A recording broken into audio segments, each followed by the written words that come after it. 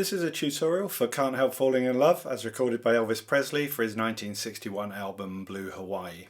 I've kept the song in the original key of D major for this tutorial so you can play along with the original with these chords.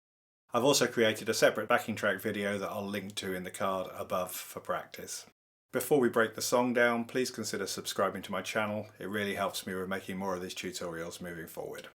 The song is in a slow 6/8 time, so with 6/8 beats to the bar, and with the stress on beats 1 and 4, so it needs to be counted or felt like this. 1, 2, 3, 4, 5, 6, 1, 2, 3, 4, 5, 6. For the sake of this tutorial, I'm going to be teaching and using a 6-beat fingerpicking pattern that is repeated for each bar of the song and replicates the part that the piano is playing.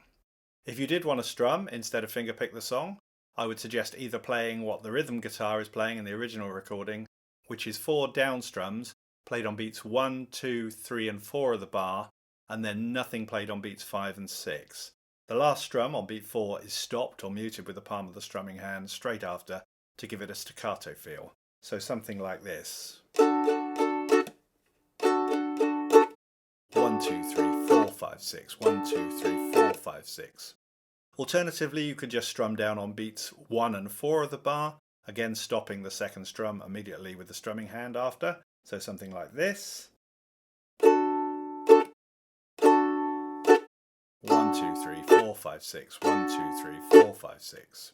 Or perhaps with the thumb playing the strum on beat 1 and the index finger playing the strum on beat 4.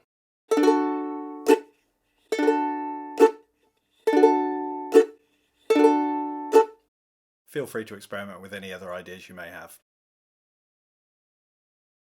As I said before, the fingerpicking pattern that I'm now going to show and use throughout the rest of the song loosely replicates an arpeggio that the piano is playing in the original. So because we're in 6/8 time, we're going to have a pick note on each beat of the bar.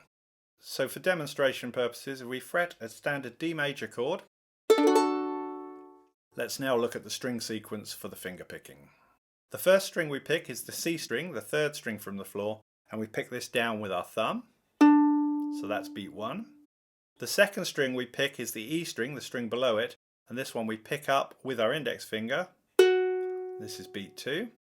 For the next beat we pick the G string, the one nearest our face, and we pick this one down with our thumb. That's beat 3. And then for beat 4 we pick up on the A string, the one nearest the floor, with either our middle finger or our index finger again. And then for beat 5 we pick up on the E string again with our index finger. And lastly, we pick down on the C string again with our thumb for beat 6. We would then just repeat the pattern over each chord. So just to reiterate, the string sequence is always C, E, G, A, E, C, and repeat for each chord. So if I just play through the sequence a couple of times while holding a D major chord, feel free to play along with me. 1, 2, 3, 4, 5, 6.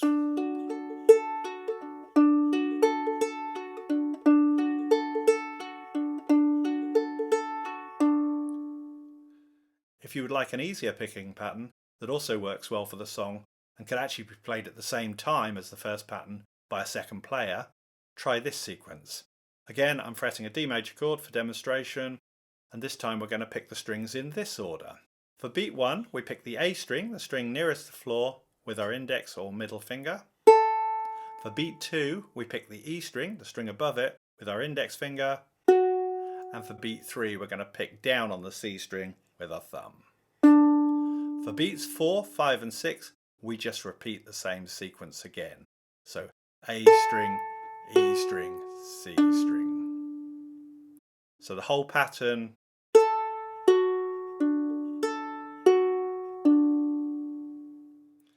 So a quick demo. 1, 2, 3, 4, 5, 6.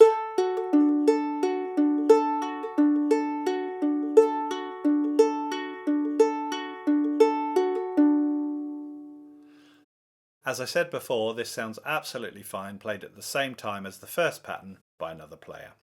For the sake of the rest of this tutorial, I'll be using the first picking pattern, but feel free to play along with me using the second pattern if you prefer the slightly easier option. Okay, so let's have a look at this with the chords now. The form of the song is a 4-bar intro, and then there are 2 verses, a bridge section, a 3rd verse, another bridge section, and finally a 4th verse that has a repeated last line as its outro. The intro is 4 bars long and is essentially the same chords as the final 4 bars of the verses of the song. So we have a bar of D, then a bar of A7, and then 2 more bars of D. And that should sound something like this. 1, 2, 3, 4, 5, 6.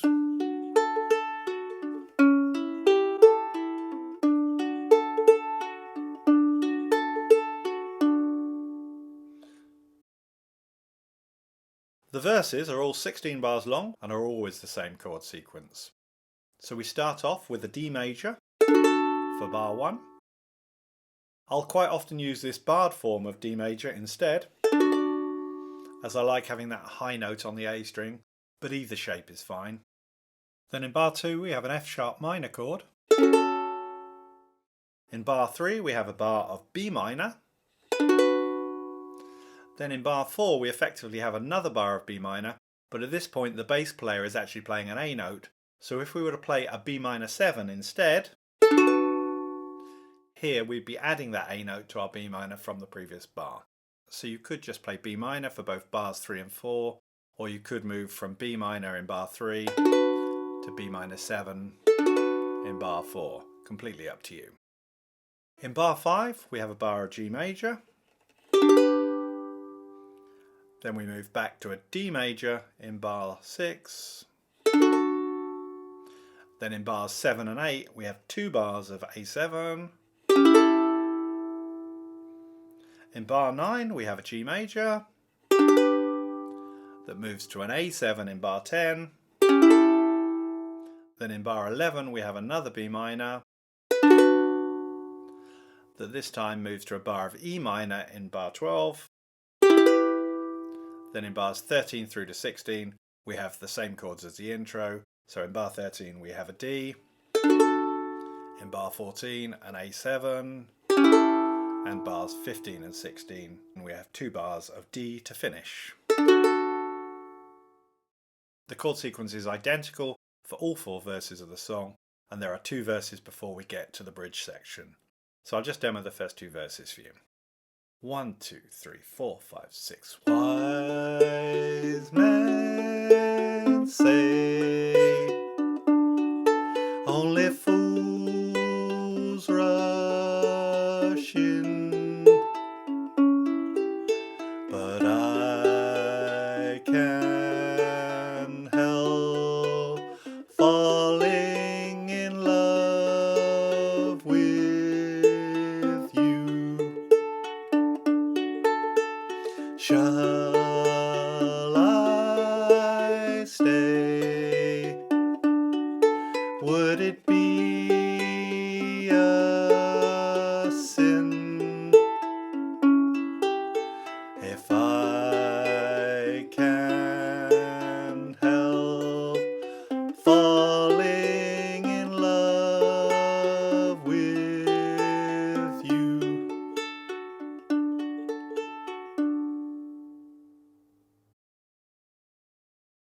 The bridge is made up of 10 bars, and up until this point the song has been completely diatonic, using only the chords from the key of D major, but here things get a little bit more interesting harmonically. In bar 1 we have a bar of F sharp minor, which is from the key of D major, but in bar 2 we have a bar of C sharp 7, which definitely isn't in key and is what is known as a secondary dominant chord that creates an element of tension and wants to push us back to F sharp minor. In bar 3 this is exactly what it does as we resolve back to a bar of F sharp minor. In bar 4 we have another C sharp 7 wanting to do the same, and in bar 5 we do indeed go back to F sharp minor again. The same thing happens again with another C sharp 7 in bar 6, pushing to another bar of F sharp minor in bar 7.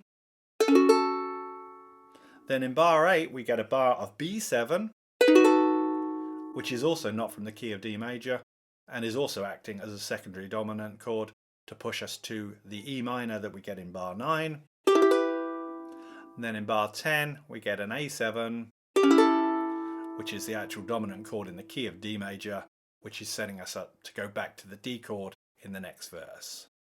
So just to reiterate those chords once again, we have a bar of F sharp minor, bar 2 a C sharp 7, bar 3 an F sharp minor, bar 4 a C sharp 7, bar 5 an F sharp minor, going to a C sharp 7. This time we go from an F sharp minor to a B7, and then to an E minor, and finally to an A7. Let me just demonstrate the bridge section of the song.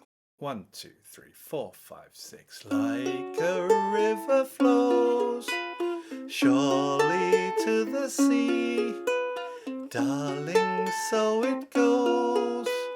Some things are meant to be. So up to this point we've now covered the intro, the first and second verse, and the bridge of the song. Essentially everything else is just a repeat of the parts we've already been over. After the bridge there's a third verse with the same chord structure as the previous ones, but with different lyrics. Then we get a repeat of the bridge again. This is then followed by a fourth verse with the same lyrics as verse 3 and the same chords as the other verses.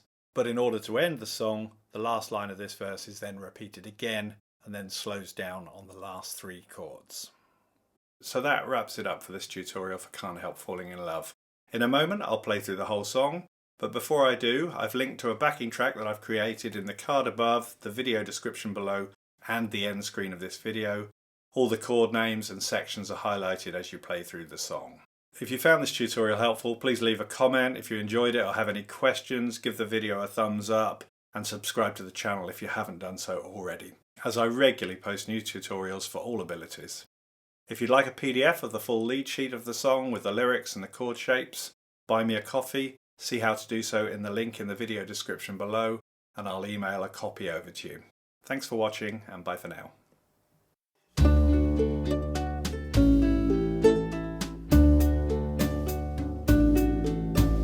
Wise men say only fools rush in, but I can't help falling in love with you. Shall I stay? Would it be a sin if I can't help falling in love with you? Like a river flows surely to the sea, darling, so it goes. Some things are meant to be. Take my hand, take my whole life too, for I can't help falling in love with you. Like a river flows surely to the sea, darling, so it goes. Some things are meant to be. Take my hand, take my whole